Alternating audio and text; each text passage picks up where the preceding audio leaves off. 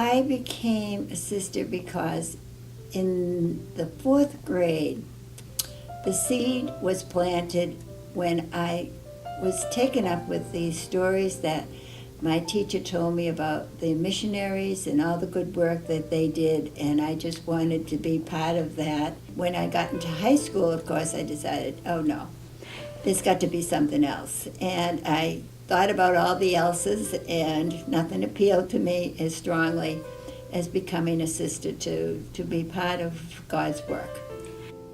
I was mentored by sisters when I was in high school, and then again when I was a student at Regis.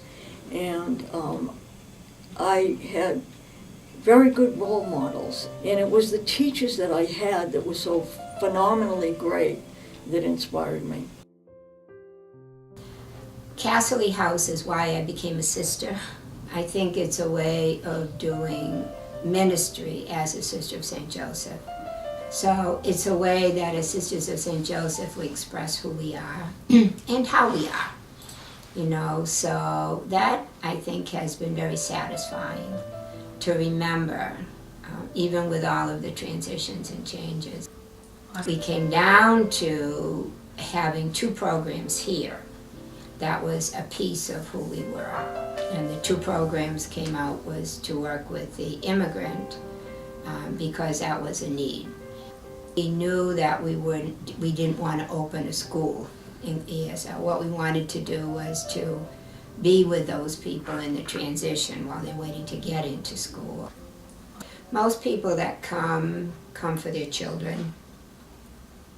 So, you know, they know that they have a plan that, you know, if they can do this, they can work and get some English, and then they can bring their children and expect their children to have a better life than they do. I've been with the Jesuits on my whole high school and college career, and I've noticed the similarities between the sisters. They're very devoted to underprivileged, again, forgotten people, and then also simple living and living with others, being present for anyone and everyone, and an openness. I'm very blessed to have had them in my life so far this year, and they do great work. I've recently had some students, I think they were fishing for a field trip and wanted to visit my convent, and I said, sorry, I don't live in a convent. I live in a triple-decker, and they said, what? I live in a triple-decker.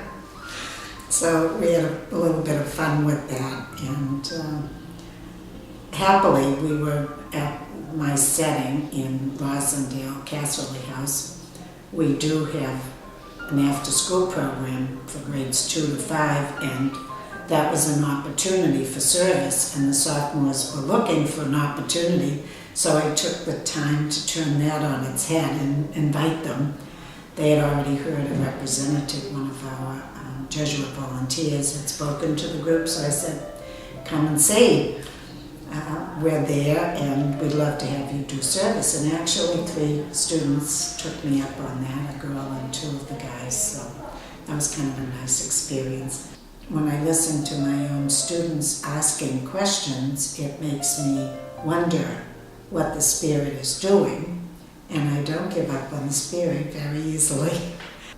I would just add that I rejoice in the life I'm living, and I find it extremely important as I work with young people to challenge them to think about what their experiences are, to pay attention to what's going on, because there may be a call for them as well. So hopefully we can nurture that dream.